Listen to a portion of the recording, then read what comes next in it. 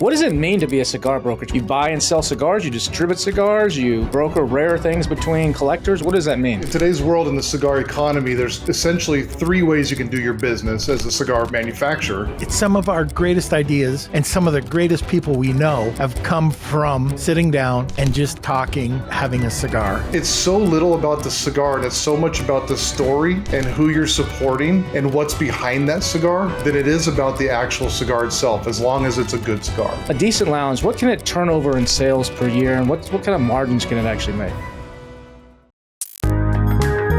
You're watching Marketing Misfits with Norm Farrar and Kevin King. How do you do it, Norm? How do you run so many different businesses without pulling your hair out, but that's not I can't say that. But how do you run so many businesses at one time? As an entrepreneur, you got Dragonfish going on, you got your newsletter, you got all your agency stuff, you got all this stuff, and then you still find time to smoke cigars and all that as well. So how do you do it? Most entrepreneurs, they have one business. That's what they do. They own a dry cleaning place, and they go to the dry cleaning place every day, and then they come home, and they go to the dry cleaning place, and they come home. But no, you got to wear all these hats and change your focus. 57 of them. I do the same thing, but I'm just curious from you, because our guest today likes to smoke cigars, and our guest today is running a lot of businesses at the same time, and involved in the community, involved in running businesses from cars to cigars to all kinds of cool stuff. How do you do it? Cigars, that's what it is. And that's what it is. You think I'm joking, right? No, I don't think you're joking, because you taught me that. It's just Norm has been a big cigar smoker for, several decades. Yeah. I smoked my first cigar in Cuba around 2000, when was that? About 2010 or so, 2009, 2010. Occasionally smoked socially or something, maybe once a year or something after that. And then when I met Norm at an Amazon event 7-8 years ago, we started hanging out at different events and started smoking cigars, and I still was only smoking socially. But Norm would always message me and say, "Hey, I got to break this call. I got to go out back and have a smoke." And I'm like, "Okay." But so he was like smoking daily, and it wasn't until just recently that I actually integrated that into my habits, where I go out on my balcony and smoke a cigar. And some of my best ideas on running the businesses and on running different things have come while I'm sitting there just relaxed, smoking a cigar. So Norm, I have to thank you for teaching me a valuable lesson in life and in business, that cigar smoking is how you do it. That's how you run multiple businesses. So are you telling me I had a good idea? Yeah, it's the second one of the decade. So you're on the two. Woo! But our guest today, is doing that well, but probably at an even bigger scale than what we're doing. Right. Yeah. So, no joke. Just like Kevin was saying, just to calm your mind down a little bit, think about, what's going on. And sometimes your best ideas come from taking time. Other people might do meditation. You can do meditation and smoke a cigar later. But what I find is that going out on the balcony, or patio, having a cigar, maybe two, you just get some of your best ideas. So we actually met our guests at the Big Smoke in Vegas this year and asked them to come on the podcast. So why don't we just get him on here? It's Brandon Wells. So why don't we bring him on? There we go. Welcome, Brandon, from Cigar Mechanic. What's going on, gentlemen? Happy, what is it today, Tuesday? It is. It's a Tuesday. Yeah. Happy Tuesday. Happy friggin' snow day. That's what, again. Well, I'm in Phoenix, Arizona, so I've been shoveling sunshine all day. I apologize. Here, the knife. You can take it right out of my back. This is the best time of year in Arizona when it's not humid. Yeah.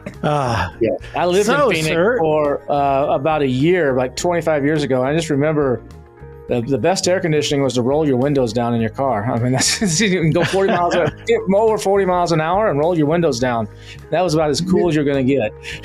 In the old cars, we called that the 240 air conditioning system. 2 windows at 40 miles an hour. Oh, that's right. That's right. That's right. So before we, get into the cigar business, cigar marketing, why don't you tell us a little about yourself? How did you get into, how did you create this Cigar Mechanic? I don't know. No, to be honest with you, it was during the time that I owned a mechanic shop, and I had a mechanic shop, I had a nonprofit, I had these other businesses going, and I had Instagram and all that stuff for all these places. I wanted a place to post one of my passions, which was cigars, and I wanted to be able to post some of these things up. And so I went onto Instagram and I said, "Oh, what about Cigar Mechanic? Let's see if that's available." And lo and behold, the name was available. So I got the Instagram handle. And one of my clients was working on his truck, and he's a graphic designer. And he says, "Man, I got an idea for you." And he creates a logo to fit in the Instagram bubble, where your photo would be. And it was the logo today. It's this Cigar Mechanic logo. And I was like, "Oh, that's really, really cool, man." So I just posted it up there. And I was really taking really crappy photos of cigars and over filtering them. And people seemed to like it. And it was all on tools and cars. And so it was cars and cigars. And it became a thing. And that started in 2016. And it became a following. And people were buying stickers, and they wanted, hydro flasks and different items that had this logo on it. And they wanted to be a part of Cigar Mechanic, which I found interesting. And then you flash forward 2 years later, I had sold the mechanic shop, and I was in between things, looking for something to do and really finding my spirituality, to be honest, and struggling with my faith. And there was a moment when I had an opportunity. A guy that I've known through Instagram was in town, and somebody said, "Hey, man, you got to go meet him and talk to him." And there wasn't really going to be an opportunity. I had an 8-hour job on the books that I was going to be doing for a car. And it got done in an hour and a half, and done right, mind you. Like, I didn't skip any corners, but in an hour and a half, this thing just kind of fell together. And a buddy of mine was over, and he says, "I think God wants you to go meet this guy." And I was like, "Okay."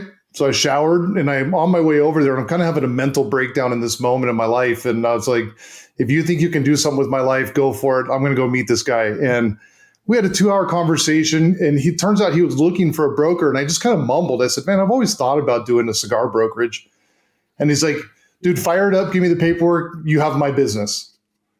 Oh, okay, cool. That easy. Now we name this, right? Like, what do I do? Okay, cool. So, like, to me, in my faith and my spirituality, it was a total God thing. And all of a sudden I owned a cigar brokerage, and Cigar Mechanic, that was my Instagram handle and was getting attention worldwide, became the name of my cigar brokerage. So I already had a logo, I already had a company, I already had all these things put together. I just had to put them together and make them an actual company. And that's honestly how all this started. It was just a total here you go moment. And that comes from years of becoming friends with people in the industry, though, and getting to know these people and them wanting to trust somebody. And after just a 2-hour conversation, man, this business was started. And here we are. What is this? 7 years later, something like that? I don't know. 9 years. 9 years later. Something like that, Yeah. What does it mean to be a cigar brokerage? What does that mean? Someone listening, like, what does that mean? You buy and sell cigars, you distribute cigars, you broker rare things between collectors. What does that mean?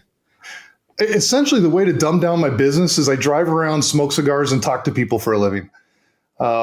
That's really how I dumb it down. And I'll let everybody know here that cigar smokers, like, it sounds great, but I'm willing to jump on that grenade for you. You guys don't have to worry about this spot being filled. I got it. Don't worry. But it really is. It's just essentially what I am is a marketing company for cigar brands that don't have their own reps in-house. So in today's world, in the cigar economy, there's essentially 3 ways you can do your business as a cigar manufacturer. You either go the route of Padron, which doesn't work for 99.9% of companies, where we are this, and if you want it, you're going to call us and get it. What works for the other 99% of the people is we hire in-house. So I'm going to go find my own reps. We're going to pay them a salary, pay all their expenses. They get a little commission or bonus at the end of the year. and they're going to be focused on solely our brand and representing our brands, earning consumer loyalty and shelf space in shops. Or you go the route of a broker. You say, listen, we're not quite big enough. We can't afford to pay all these salaries, so we're going to hire somebody on a commission basis as a 1099. So we're going to look for a broker or a company that is going to represent not just us, but also other brands, but do the best to represent us in the best light possible and essentially do what an in-house person would do, but for multiple companies. So we're a shared marketing for different cigar companies. Hey, Norm, you'll love this, man. I talked to a seller the other day doing $50K a month. But when I asked them what their actual profit was, they just kind of stared at me. Are you serious? That's kind of like driving blindfolded. Exactly, man. I told them, you got to check out Sellerboard, this cool profit tool that's built just for Amazon sellers. It tracks everything like fees, PPC, refunds, promos, even changing COGS during using FIFO. Aha, but does it do FBM shipping costs too? Sure does. That way you can keep your quarter four chaos totally under control and know your numbers, because not only does it do that, but it makes your PPC bids, it forecasts inventory, it sends review requests, and even helps you get reimbursements from Amazon. Now that's like having a CFO in your back pocket. You know what? It's just $15 a month. But you got to go to sellerboard.com/misfits, sellerboard.com/misfits. And if you do that, they'll even throw in a free 2-month trial. So you want me to say, go to sellerboard.com/misfits and get your numbers straight before your accountant loses it? Exactly. All right. Now, is that cigar company that you're representing, is it like in a specific country? Is there a specific niche? Or could you take multiple different lines from multiple different countries and sell their products? Yeah, so I can essentially represent whoever I want, as long as they want me. So that's the nice thing about it, is they can fire me, I can fire them. I interview them just as much as they interview me. They're hiring my company to do marketing. So it doesn't matter really what brand it is or what country they're out of. I own a territory. So my main territory is Arizona, Colorado, New Mexico, Utah, and Nevada. I do some of the brands in Nebraska and Wyoming, since I'm kind of in the area, I guess. If you've already driven, 800 miles, what's another 400 to go to another state? That's 2 more cigars, right? That's exactly what it is. You mentioned your business is in cigars. That's 4 cigars away or 2 cigars away, right? That's how people ask me, how long is the drive to Vegas? And I go, about 2 to 3 cigars. Yeah. Or one lunatic. 100%. Half a lunatic. So I own the territory. I own the relationships with the different shops in the territory. And then I partner with different brands to represent those brands within that territory. So nobody can cross over with that brand. For instance, Casa Cuevas, or nobody else can come into Arizona or Colorado or any of those states and represent Casa Cuevas. We would have to enter contract with each other, and then they can come in and hire somebody new. What are you looking when you go into that interview with that brand? What are you looking out of them? Like, what are some of the questions? What are some of the things that you're looking for before you represent a brand? That's a great question, because I think a lot of people fail in this space. When I first started the brand, I was hungry. I needed income, and I needed brands to represent. And so out of desperation, a lot of people will partner with just about any brand, and without concern for integrity, quality of product, am I going to get paid? All these different items that you have to be concerned with, right? Because if I go and I sell $10,000 of your product, are you going to write me the check in a month or two when the cigar shop checks clears? Are you going to give me my check? And if you do, is it going to bounce or is it going to be good? But one of the main things that I look at when I'm interviewing another company is, one, can I spend a week in a car with you? If I talk with you and you're just so freaking annoying, or your stories are, misogynistic and just, they don't align with my morals and values. And I've got to listen to you flapping your gums for a week about crap that I just don't really care about and I don't want in my life. That tells me a lot about you, and I don't want you in my car. So you're already off the docket, and I don't care how much income you can provide for me. I'm not going to work with you. Are you honest? Are you integritous? Do you care about the customer? Are you putting them first, or is it all about you and how much money you can make? And then one of the main questions I ask as a cigar broker, and I'll preface this, is as a broker, our concern is that we can build ourselves out of a job.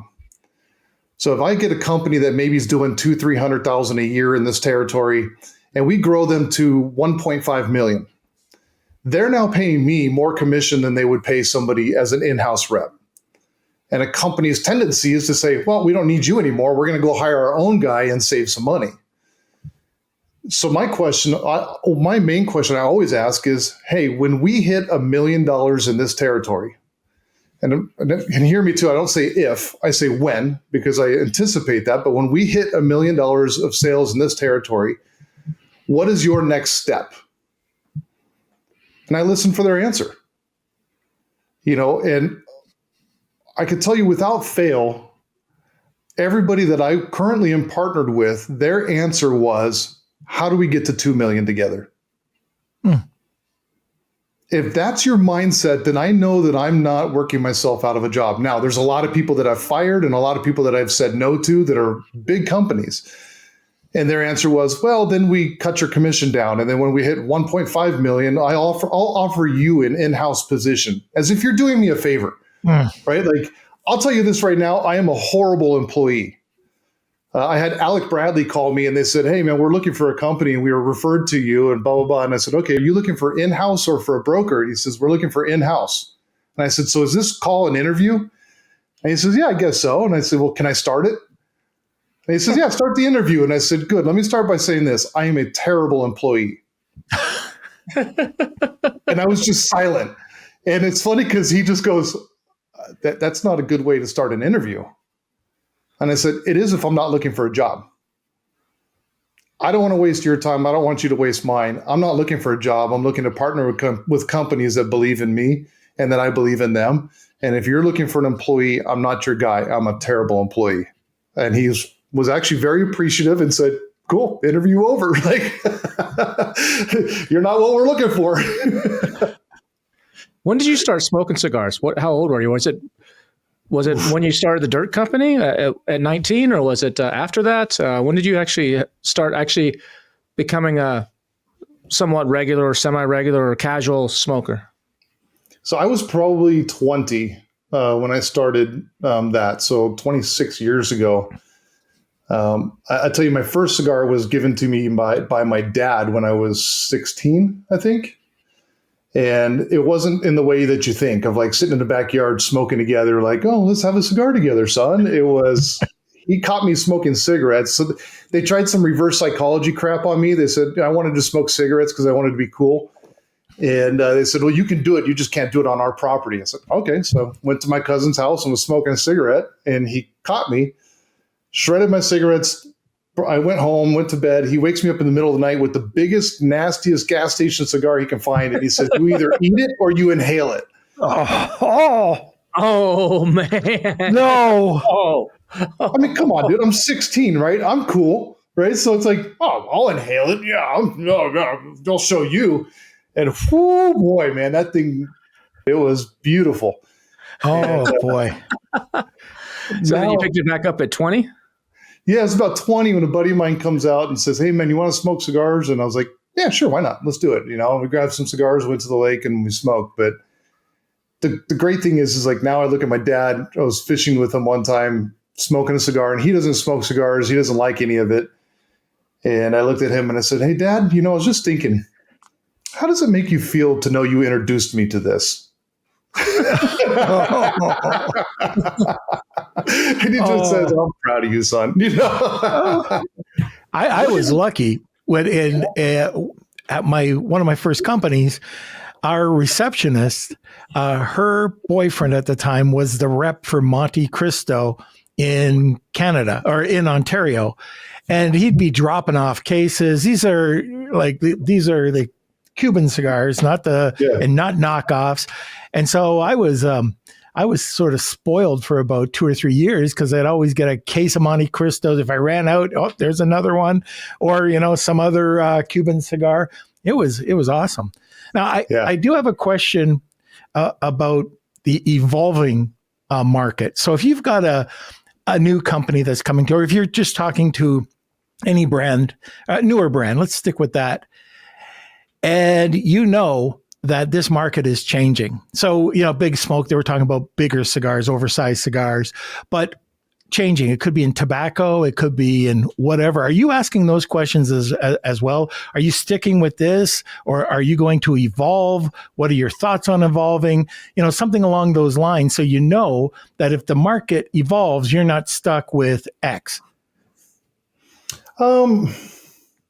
No, that's not really something that I focus on because this industry is different. Now, if I was in some other widget, I would probably be concerned with that. But in the cigar industry, as you know, this is very much a relationship industry, and people may like they may like a larger ring gauge or whatever it is, right? You name it. But there's a market for every cigar that's out there as long as it's a good cigar. And arguably, there's actually a market for terrible cigars too. I see them all the time. But there's people that, oh man, I only smoke this, and you're like, bro, like, go cut your lawn and roll that up. You'll have a better experience. Make sure to get a dog turd or two in there, but for flavor. But that's the wrapper. Yeah, the wrapper is dog turd and tonic, but it's. I don't find that as important because one thing that I noticed is I created my own cigar last year, and it was a blend that was already done, but I created 5 sizes that weren't done in that blend, and we put them into a 50 count box, and I only made 50 boxes, but it was a collaboration with Gran Habano, and it had my logo on it. And there's stores that I sold that packaging to that they didn't think they would sell, but they bought them because they were buying from me to support Cigar Mechanic. And what they didn't realize is that when they put that on the shelf, because of the time that I've spent with their customer base and at the events and making events fun instead of just being a yard sale behind a table, we actually have fun. Listen, we're dudes primarily in this industry. And if we're not talking shit to each other, then there's a bigger problem, right? Like that's really what this industry is about. Like we got to sit here and talk crap to each other. We got to beat each other up a little bit, have fun. We laugh, have some bourbon, stay late, whatever. And so in those stores, they put them out, and that cigar sold, quick. And they were sizes that they insisted they could never sell, like a Lancero or a Corona. And they sold out, and they're asking me for more. And that really just reinvigorated me to realize that it's so little about the cigar, and it's so much about the story and who you're supporting and what's behind that cigar than it is about the actual cigar itself, as long as it's a good cigar. So packaging doesn't matter then? The nice boxes, nice labels. I would think that's a major thing. Now, to a serious aficionado, they're going to go for a stick that they know is good. But the average person that's not a huge cigar smoker, they're going to buy on packaging first, aren't they? Or on a recommendation from someone they trust? More so on the second than on the first. Now, where we have a major failure in this industry where packaging does play a huge, huge role is because we have so many hobbyists, not cigar shop owners and tobacconists. We've lost a lot of these owners. They think it's a retirement gig, right? They think they can open a cigar shop and sit on a couch, and guys are going to walk in, they're going to buy a cigar to the humidor, and then they get grouchy when they have to get up and ring the register. And they're not actually tobacconists in there building their relationship with their clients and saying, hey, I recommend this. Hey, by the way, here's something new. Hey, Cigar Mechanic is carrying this new line. You should try it. That really is what affects a cigar. Most of the cigars that I've tried and really enjoyed is because I've been introduced to them by someone, not because I thought that the band was pretty. Now, that being said, there are lines like, Rojas has the street taco line, and that packaging just stands out. It's called the street taco, and all the barbacoa and the carnitas and, the al pastor and the breakfast tacos. And you kind of like, puts a smile on your face and you're like, I got to try a breakfast taco. But again, that's an emotional response more than it is just the packaging. And you can get that same emotional response from a relationship with the retailer versus just having a pretty box. I mean, we were just on a trip, Norm and I, in Tampa. We did an event called CMS, Collective Mind Society, and we had 9 cigar smokers, and we spent a whole weekend in Tampa. We're doing it again in February of 2027. But it was really cool. But one of the guys, said, have you ever tried the Davidoff Chef's Edition? And we were talking, he's like, they're freaking amazing. It's all these chefs that as you smoke the cigar, the flavor, changes to these chefs. And one of the other guys walked in and they had the newest edition on the shelf, like 2 cases. He bought a case, brought it back out. And he used to like, what, $80, $100 a stick or something like that? 300. 300 is, whatever it was expensive. And just said, here, everybody, take one. But that's marketing, not so much is that necessarily a good cigar, or we're trusting the one guy who said he smoked one, but that's the marketing of, oh, this must be good because it's Michelin star chefs and it's this cool concept and this cool thing. So, and like on yours, you have, like you said, you have a badass cool logo. So I'm wondering how many people bought it because it's a cool logo, because not knowing who the hell you were. Just like you said on Instagram, people are going nuts over the logo there. So I'm just wondering from the marketing side, how important is that? Because like Norm knows, I collect some of the boxes. If it's a badass looking box, like the Tommy Bahama box or a couple of these others, I actually collect the box. I don't know what the hell I'm going to do with them. So he suggested I make a table out of them or something, and that's probably what I'll end up doing at some point. But I'm buying it sometimes just because of that box. But I also enjoy the smoke. Yeah, I've found a lot of terrible cigars in really pretty boxes. Yeah, there have been. True. And then I've found a lot of great cigars in terribly ugly boxes. But even like your story with the Davidoff, right? It's the story that sold the cigar. It wasn't the box that it was in. Right. And for me, like the Cigar Mechanic logo is recognizable. I'm the first brokerage ever to market my brokerage. And so people, they know me. And the cigars that I did were sold only within my territory. And so everybody and the consumers have met me. So the cigars sold well because they associate the Cigar Mechanic brand with meeting me and times that we've had. I go out of my way to make sure that if a guy's having a herf somewhere, I try to go and join that in Colorado one night, and show up. Or I hang out at lounges for a longer period of time than what most reps do, because I get my business done and then we're BSing with the customers, or I'll work the humidor and have fun. So they've smiled and had a good experience, hopefully, with me, with Cigar Mechanic, wearing the shirt, and I've given them a sticker. And so when that brand hit the shelf, they go, I want to support him. There's cigars that I love and I think are fantastic, but I refuse to smoke them because of the people that are behind them. Speaking of that, a lot of people listening to this may be like, oh, cigars, that's gross. But there's something about the cigar culture, about when you sit down in a lounge, or Norm and I have been at events and we go out and find some place where we can smoke outside the hotel or something. And there's something, a couple other people come up and it's an instant attraction. It's like, oh, do you mind if we sit with you and have a smoke too? We got a couple cigars, and you're instantly almost like long lost friends. And the conversations never get too, well, not one would say never, but most of the time, don't get too political, don't get too religious, don't get too whatever. And it's just a chill thing. And it's like an unspoken fraternity or something. There's something just about it.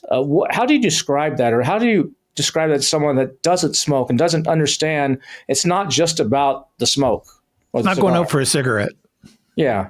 Yeah, right. Yeah. When's the last time you saw a guy in the cold, like sucking down a cigar as quick as he could on his 15 break, right? Like, man, like, yeah. No. Try going. Norm and I did that on the back of a ship. On the back. Oh yeah. Oh. We'll tell you that story in a bit. But go ahead. What is it about the cigars, that unwritten culture, that unwritten bond, that unwritten thing that happens with cigar smokers? So it's a couple of things. One, there's actually a lot of medical benefits to natural tobacco and natural nicotine. And the number one the number one cause of disease in men is stress. And the number one way for men to reduce stress healthy is through cigars. Because what it does is it forces you to sit down and build a relationship with a cigar. It forces you to sit down and slow your mind and just relax for a moment. And typically, especially as men, we have a hard time doing that. I love something John Eldridge talks about in one of the books I read, but he says that any picture of a man standing still is just not a pretty picture, but you can have a picture of a beautiful woman on a beach and it's gorgeous. And you're like, wow, check that out. But a man standing still just doesn't look good. But men in motion look good. And so we are typically in motion. That's just how we operate. But when we can slow down and just enjoy a cigar, it does a couple things. One, the natural nicotine is actually, gets into your receptors and it actually reduces your stress levels. It reduces inflammation and it helps you just to slow down your mind.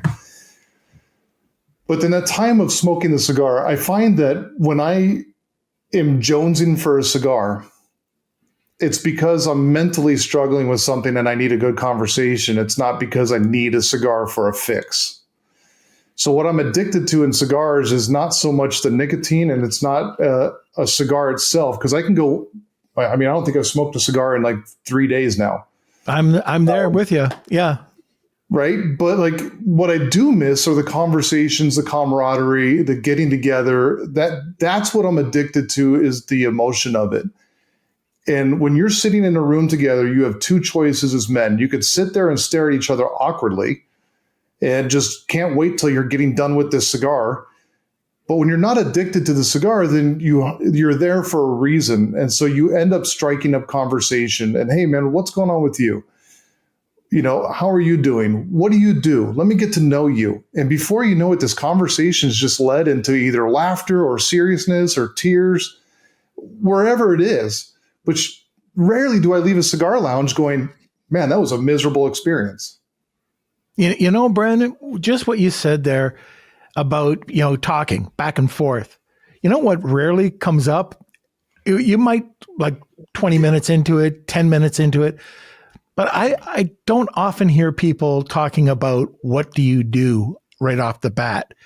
I hear them talking about other things, and that's secondary, where in a lot of other events that you go to and sit around, second question out of your mind or out of your mouth is, what do you do?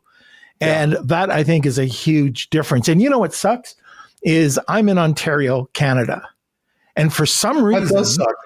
Yeah, it absolutely sucks. And they closed all the cigar lounges. They've closed all the cigar lounges. Yeah. So it's outlawed. And if you want a cigar, you can go out on your balcony at minus 30 degrees and have a cigar, but it takes that away from you. And the tobacconist. So that's the other thing. Like here, we only have a couple of good tobacconists. And it's weird because a lot of people, especially if you're new into it, they're just ordering online. I have to because I go to the States and that's where I buy my cigars usually, bring them back with me. But they miss that experience of going to the tobacconist, and that tobacconist has the knowledge of telling them, what this is all about, or try this, experience this. What are you looking for? And that's half of it when, you want to go and have that conversation with that expert. Yeah. I really miss that when I'm going into the States. Like where I get that feeling is when I do go to the States and I get to the Big Smoke or I get to these other people. But one other thing I want to talk about is the labels. So if we get cigars here in Toronto, they're all brown labeled. Yep. All brown labeled. We're not allowed to look at the cigar label. And this is another, I have a big pet peeve about this. The cigar industry, and this is just misrepresentation. You've got cigarette tobacco, which is light tobacco, completely different. It absorbs into your system. You inhale it. It's under pH. It's a pH level of under 7. Then you've got dark tobacco, and people really don't understand what you were talking about. I can guarantee anybody who's out there that's listening and is an anti-smoker is going to say, "Oh, that's tobacco. That's going into your system, blah, blah, blah, blah, blah. But it's such a different type of tobacco. But we were kind of all put into one kettle. And it goes into your system if you're 16. Oh yeah. Or if you eat it, or if you inhale it, yes. If your dad comes in the middle of the night and says, "Eat this," it goes into your system. That's a bit of a rant. But the other thing is, I'd like to go. So we went to Quebec. We went to a cigar lounge, overpriced cigar lounge there, much overpriced. You would believe the prices, and they were all brown labels. Now I wonder what the average is in a regular cigar lounge in Austin, Texas, compared to the brands that are picked in Montreal, Quebec, because there's no marketing. The labels are covered. I wonder what that would be, or if they only buy a Padron because people know Padrones, or a Cohiba. But it'd be interesting to see, an interesting stat. Yeah, and I'm sure I could probably find out that data. The difficult thing is that you don't have the number of options that we have here either. And so you are looking at limited to, Altadis, General, Drew Estate, you got the Alec Bradleys, which are now General. But you're limited to what is actually up there because it is harder to sell the smaller brands in Canada. One, are you going to spend with your taxation up there? And the limitations that they've put on you guys, are you going to spend, $35, $40 on a cigar to take a risk? Or are you going to go to the one that you've always smoked that you know? Yeah. At $10, you'll take the risk. At $35, probably not. Right? Because you want to make sure you're enjoying that. Because at $10, you can say, oh, this was terrible, put it out and go grab another one. Not so much at the 35. And so it would be interesting to see. I think it'd be a little bit of a skewed experiment just simply because we're not just talking plain packaging versus open packaging, but we're also talking about limited in the products and pricing. Right. So, and I'm assuming, and I know you guys are limited to like me coming up there and doing an event and standing there and promoting our cigar line because they clearly think that, every child in the state or in the area is walking into that store and buying cigars premium and smoking. But you can smoke weed anywhere. That's fine. Yeah. Like, don't smoke a cigar, but smoke weed anywhere. It's ridiculous. And the studies that come out specifically on cigars and raw tobacco, it's scary to show that that actual nicotine, like from raw tobacco, from what we consume. Remember, there's only 2 ingredients in every cigar, right? It's tobacco and pectin. And pectin is a fruit paste you can buy at your grocery store, and it's what they use for food glue. And it's literally fruit paste. Mm-hmm. It uses fruit to make a glue.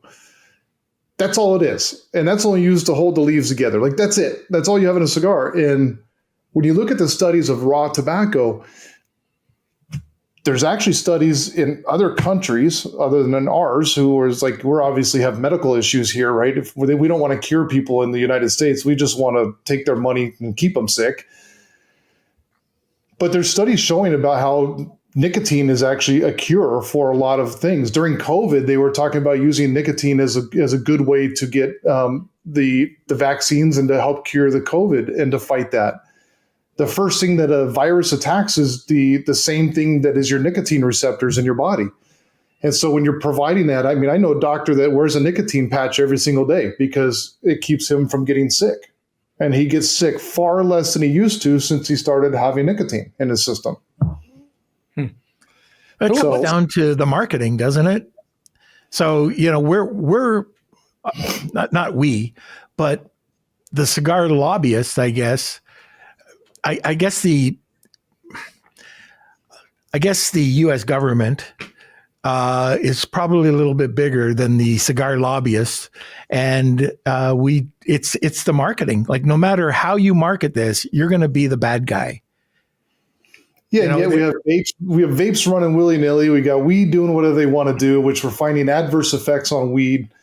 Vapes, man, popcorn lung and the way it's killing. And you're seeing high school students standing outside their store sucking down vapes like crazy.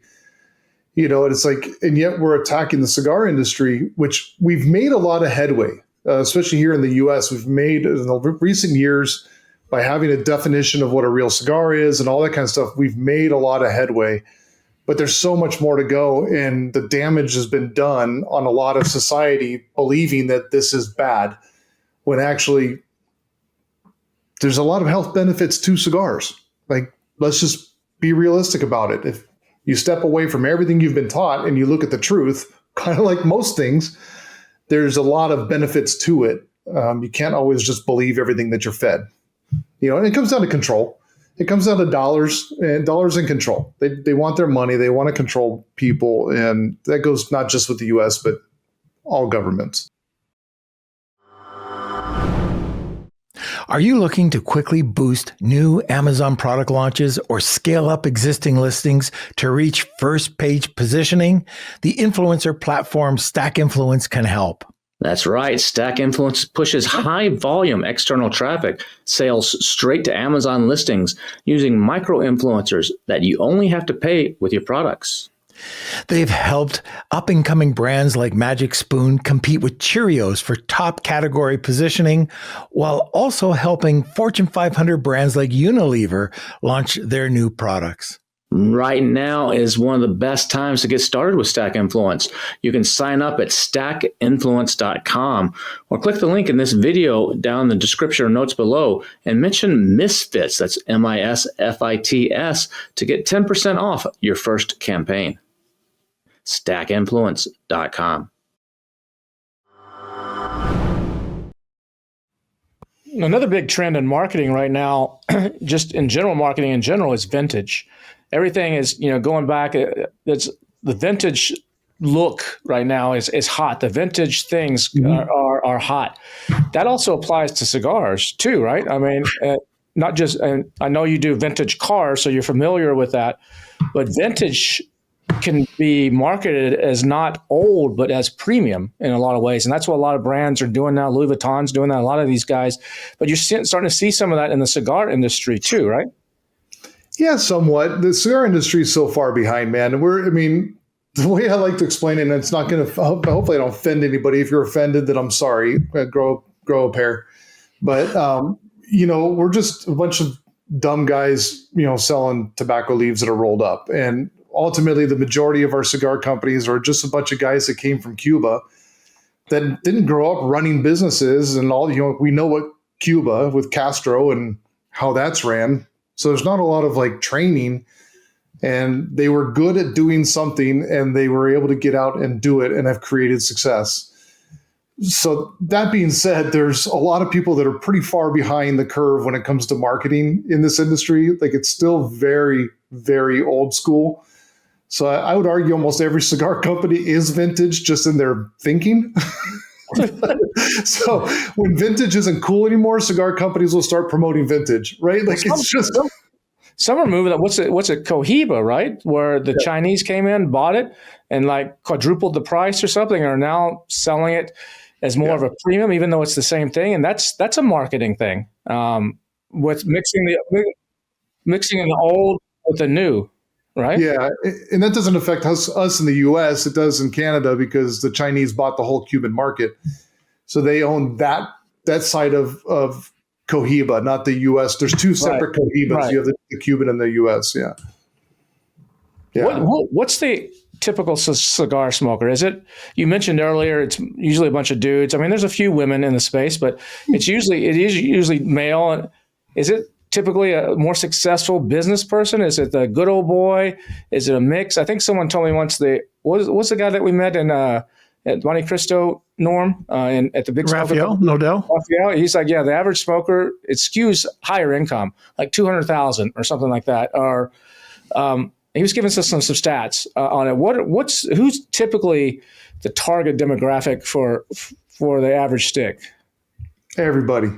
I don't see it now. If you're talking about typical target demographic for Davidoff, who tends to be higher priced, and you're looking at $150K plus a year income, blah blah blah. But just for cigar smoking in general, I see everything from a guy that just turned 21 and he's excited to be able to go into a cigar lounge to and that works part-time at Walmart, and this is his one cigar a week that he gets to enjoy, and it's a splurge, to the guy that can go buy a box of $300 a piece cigars and not even bat an eye.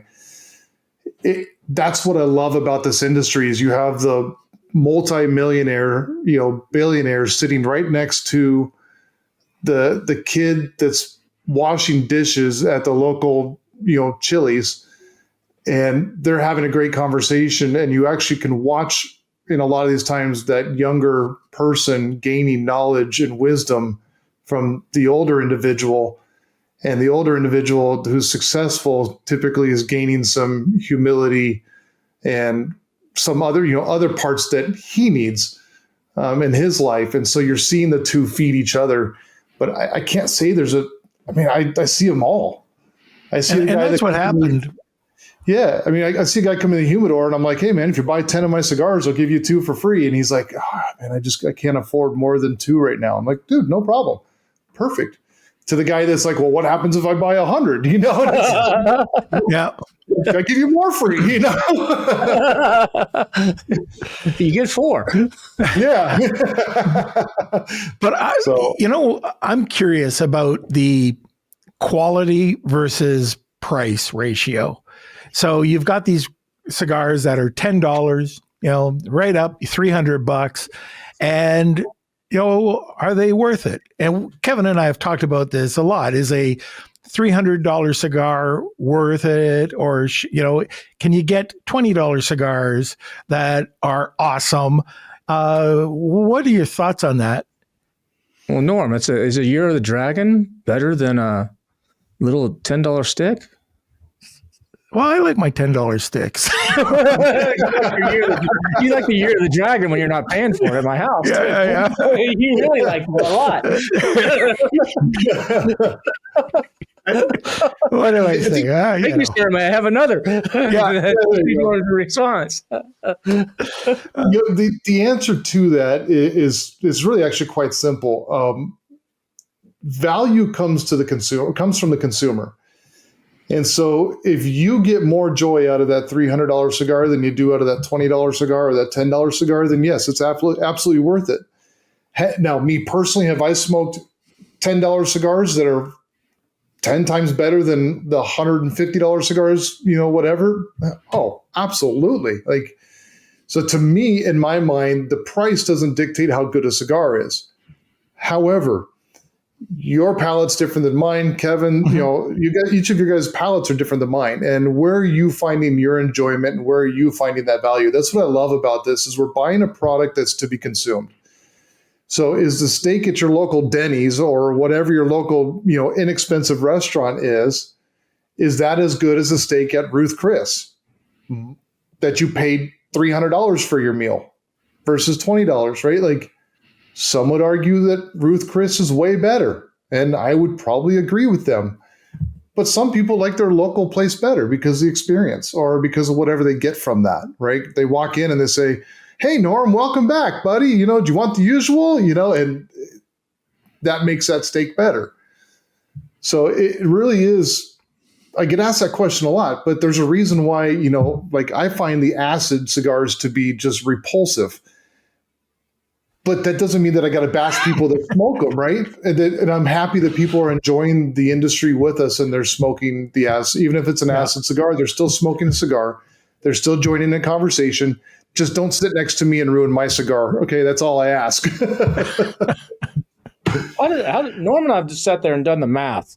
That typical cigar takes 30 minutes to an hour to smoke. Depending on the size and number of things, but 30 minutes to an hour. And let's say it's a $10 or $20 cigar. The margin on that, I'm assuming, is Keystone. I'm assuming they're paying about $10 for that to sell it for 20. You correct me if I'm wrong, but let's just assume that.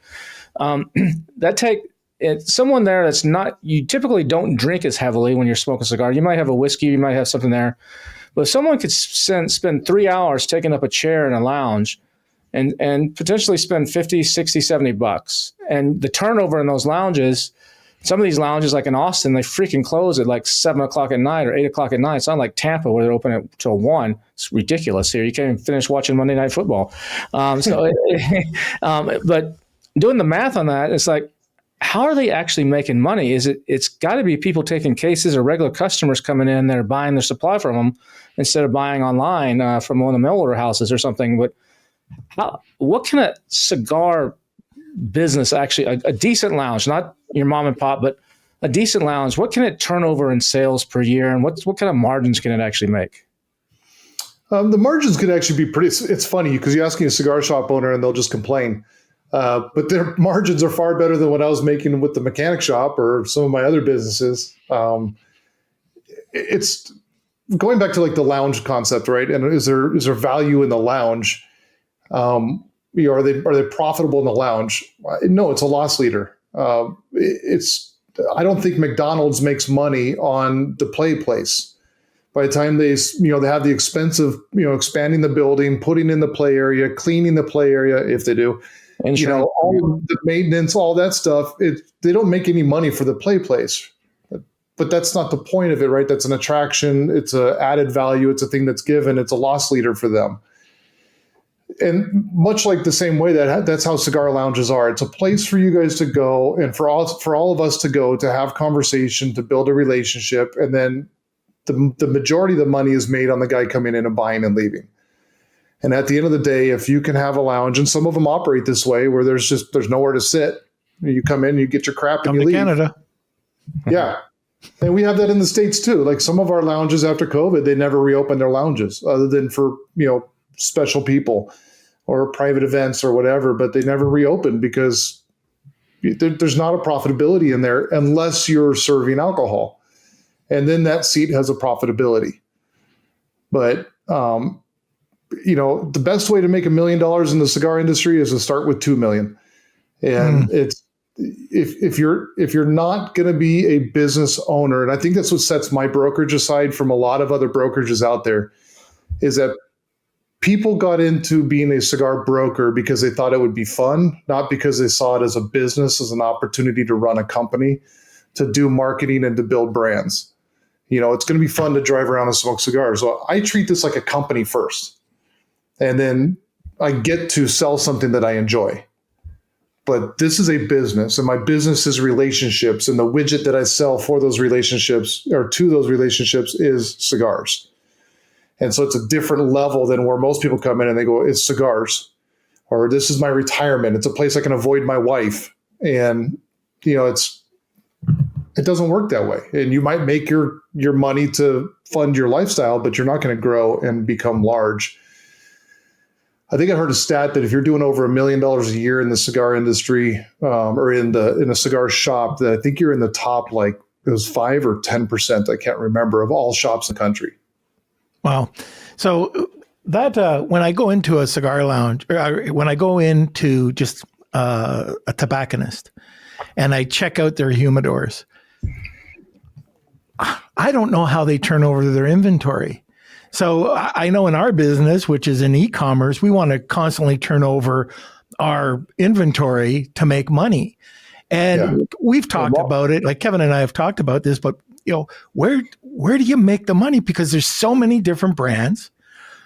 People are looking for top brands usually. They're usually big bucks. If they're keystoning it, there's a ton of cigars, and I'm sure there's spoilage too. That if they're not rotating the cigars, or if they're too close or too low to the top or to the bottom, I mean, there could be some spoilage there. I'm not sure, but it doesn't make sense to me that you can have that big of inventory and still make a profit. Like, how do you turn over the inventory? The ideal is to turn every 30, you want to look at your 30, 60, 90 day rotation. And the problem is most of these guys don't. So they I can tell you this right now, and I'm not trying to bash all these guys, but this is really how this industry works, man. It is so just archaic. It blows my mind. Some of these guys actually have systems that, I have a whole CRM system to operate my company. All these things that these other guys are running off of QuickBooks and note cards, and I'm like, how long has that cigar been on the shelf? And so when I walk into a store and they go, oh, that box is half full and I don't have a back stock. Okay, I need that. Well, what if that was the only box and you bought it 3 years ago and it's only gone through half the box in the last 3 years? Why are you reordering that product?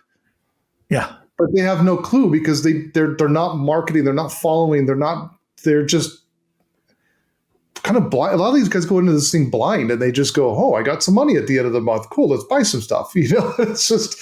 It's not, a lot of these guys are not operated as a business. Now, the guys that operate as a real company, they know what their burn through rate is, no pun intended, but they know what their burn through rate is on these cigars. And they go, oh, that one hasn't turned in 90 days. So let's try a different size or a different line. Let's blow this one out. Let's get it out, recover my money, and put something else in its place. Or hey, Mr. Rep, or hey, Brandon, what can we do to help move this product along? We need to get it in people's hands. And a lot of times I walk in and I say, you brought the product in and you put it in a bottom corner where nobody sees it. Have you told anybody about the product? Did you put it in a primary placement for a while? What is taking up your primary space?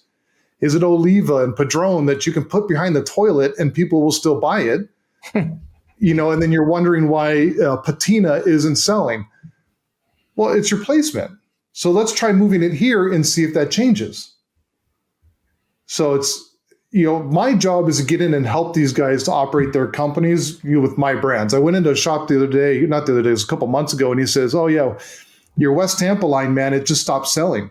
I don't know what happened. All of a sudden, people were buying it, we were reordering, and now all of a sudden I haven't ordered in a while. So I said, well, let's go in the humidor. And he had moved West Tampa brand down a shelf and put something up where it was.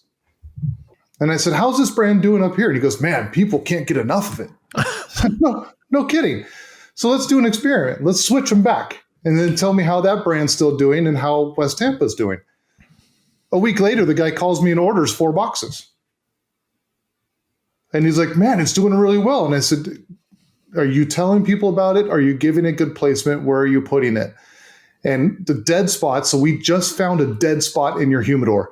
That's where you need to put the product that people are looking for, or the product that you don't really go in and promote, the acid cigar, the Padron, the Oliva, and nothing against those companies, but they have huge marketing budgets and people are looking for them. Why are you putting them in your primary spots? Put the brands people haven't heard of in the primary spots so you can turn those brands, because you're not doing me any good by ordering from me and not reordering. I don't get paid until the 3rd reorder.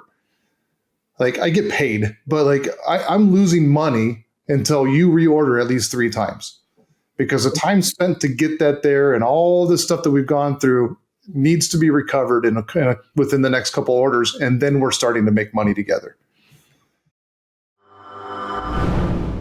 Hey, Kevin King and Norm Farrar here. If you've been enjoying this episode of Marketing Misfits, thanks for listening this far. Continue listening. We've got some more valuable stuff coming up. Be sure to hit that subscribe button if you're listening to this on your favorite podcast player, or if you're watching this on YouTube or Spotify, make sure you subscribe to our channel because you don't want to miss a single episode of the Marketing Misfits. Have you subscribed yet, Norm? Well, this is an old guy alert. Should I subscribe to my own podcast? Yeah, but what if you forget to show up one time and it's just me on here? You're not going to know what I say. I'll buy you a beard and you can sit in my chair too. And you can go back and forth with one another. Yikes! But that being said, don't forget to subscribe, share it. Oh, and if you really like this content, somewhere up there's a banner. Click on it and you'll go to another episode of the Marketing Misfits. Make sure you don't miss a single episode because you don't want to be like Norm. Oh. Is there some rule or tradition in the cigar industry that you deliberately break? That I deliver what? That you deliberately break or go against? Is there some good old boys custom or rule or something that you actually no, that's old school. We're going to do it this way now. We're going to market it this way. We're going to position it this way. Something where you're going against the grain and going against the conventional wisdom of the industry. That's a very interesting question, because I feel like actually what I do is I go back to basics. So I go against the current grain, which is actually the correct grain. I feel like everybody today is currently going against the grain and they're trying to, another limited release, and how do we get people excited? And another limit. It's like, bro, you haven't even spent the time to build your core brand. Why are you coming out with limiteds and thinking people care? So let's go back to basics. Let's build the relationships. Let's get into what this industry is about. Let's find creative ways to make this happen. How do I build brands without me being in the store? And what creative things can we do? And we find those ways. And that's what the old school way was. I mean, Norm, you've been smoking for a while and you've probably been to some cigar events. And what if you showed up to Big Smoke? So you guys are both there and you showed up to Big Smoke and it was nothing more than a bunch of just sad people sitting behind a booth, which don't get me wrong, some of them are there, but a bunch of just mopey people sitting behind a booth going, oh, here's your cigar. Or you showed up and you just got a bag of cigars and you walked around and had no experience. It was just, cool, I got my bag and now I got to go find out what to do with the rest of my life. But there's a live band, there's booze, there's food, there's an experience, you come to my booth, I'm talking crap to you, you're handing me 5 tickets, I'm trying to give you 4 cigars to mess with you. Like, I try to give an experience to make you smile and enjoy yourself. And that's been lost in our industry. And we need to get back to that because that's what people smoke is the memory more than the cigar. Isn't that what Red Phone Booth is doing? In Red Phone Booth, kind of trying to make that speakeasy experience. So it's not just, isn't that something that they're kind of trying to do? Yeah, and there's some great companies out there doing that. I would argue here in Phoenix, we have Fox Cigar Bar, and he's got 2 locations. He's building a third. You see him online. They give a great experience. You walk in, you're welcome. They have liquor, the clean location, ashtrays clean. Like, it's an experience. And that's what guys want. We want to smile. There's a thing called smemory, believe it or not. And it happens in the cigar industry.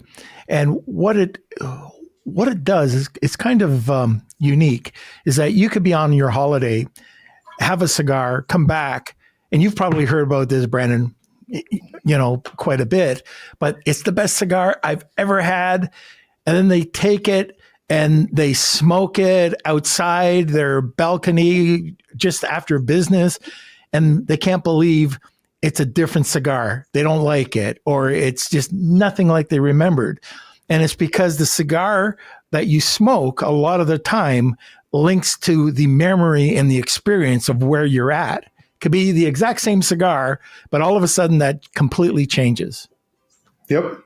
Yeah, one of my favorite cigars I've ever smoked was a cherry flavored cigar. Now, I just got done saying I don't like flavored cigars, but it's one of the first ones that I smoked, and it was with my best friend, and we were on the side of the lake, and we had jumped off the cliffs into the water, and he was getting sick because we bought really crappy cheese to put on our burgers that were undercooked. And like, there's this whole experience of being a dude, and we're smoking these cherry flavored cigars after the guy that sold them to us sounded like death walking. I mean, the guy's hacking along, and I'm like, do we want to really get into this, dude? Like, this guy's dying and selling us cigars. And that whole experience came into that cigar, right? So I smell that cherry flavor in the air now, and it reminds me of it. I'm not going to go smoke a cherry cigar again, but I'll tell you this. There was a moment a couple of years ago. I was representing Espinosa Cigars, and we're out in our sales meeting in Miami. And one of the days we go to Guy Fieri's house in Miami there, and he's got this beautiful home. It backs up to the water, big boat dock, and we're hanging out in his backyard. And we get there, and he's like, "Oh, this is your house, guys. Like, I open up the garage. There's beers in the fridge. Go help yourself." And it's like no rules. Like, just respect the home, and you can go wherever you want, right? Hey, this Guy Fieri, bro, like, just his hair is a big deal, and. I'm sitting in the guy's backyard, and Hector Alfonso, who does a lot of the blending, most of the blending for Espinosa, takes a box of cigars out, cuts the sticker on the front, opens it up, and puts it in front of me. And I'm a big Connecticut smoker, and this is the Knuckle Sandwich Connecticut, and it's not released yet, but it's in the final packaging. It's in the box, and Hector, the blender, is opening it to me. And I'm looking around. I'm sitting here with Eric Espinosa, Eric Jr., Jack Tarano, Guy Fieri, Hector Alfonso in this beautiful backyard. And I'm like, he's like, "Would you like to try one?" I'm like, dumb question. Of course. So I grabbed the first cigar out of this brand new box that nobody's ever smoked, and the rest of the sales team smokes them. And Hector looks at me later and he goes, "What'd you think of that cigar?" And I said, Hector, all due respect, that could have been a dog turd with a freaking band on it, and it would have been fantastic. Like, I'm sitting here reminiscing of my history in this industry, and I'm in this space right here. Like, I never pictured I'd be with Eric and Jack, and they're in my phone, and they're friends, because when you're new in the industry, these are rock stars. And I'm with Guy Fieri. We're talking about tattoos, and it's not like this like weird, awkward. We're homies. We're hugging. We're taking pictures, and it can't be a bad cigar. So I said, I think I need 5 more. And he goes, oh, of course. And I go, no, I need to smoke one after my dog bit me. My wife yelled at me. Somebody cut me off in traffic. I need to make sure this is a damn good cigar, because it's a damn good cigar. But this environment is completely affecting it. And that's one of the best cigars I've ever smoked because of that memory. And it's still a damn good cigar, by the way. Yeah. No, and one of my favorite brands as well. Yeah. It's the top of the hour, but I got one last question, and it has to do with selling into large companies like General. General's one of the big conglomerates out there. They own a ton of cigar brands.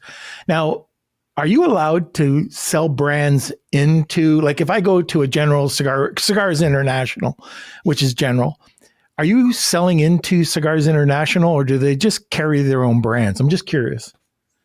No, so General might own them, but they're still a cigar lounge, right? And so there are a lot of brands. Casa Carrillo is carried by Cigar International, and Casa Carrillo's Casa Carrillo. They're not owned by General. So they still treat their stores as a store and as a place to move product. But we can still sell the brands into their stores. General themselves is not going to buy it, but Cigars International, as a subsidiary of General, will buy that for their stores.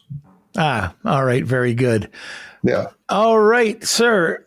I got one question for you, or we have one question for you. At the end of every podcast, do you know a misfit? I know tons of misfits. We're always looking for a misfit to be on the podcast. I should have asked you this before, if you want another cigar industry guy or not. But I know some great misfits, and but I could definitely refer you to some great people in the cigar industry that I think would be a hoot to have on your show and talk about a little bit more in depth than what I know. And one of them would probably, I was just talking to him the other day and on a separate podcast with him, but if you want to get into some nitty gritty depth of what's really going on in Nicaragua and all the distress and everything that could be affecting us in the cigar community, Daniel Lance has started a new cigar brand in the last year.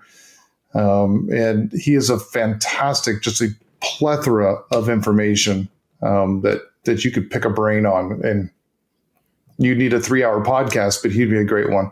Oh, very good. Norm, you got to get Brandon and those listening, as well as Brandon. We have a WhatsApp group. You want to tell them about that, Norm, for cigar smokers?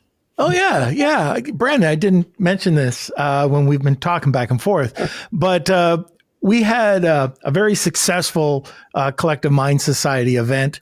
We do it every year, but this year was about cigars.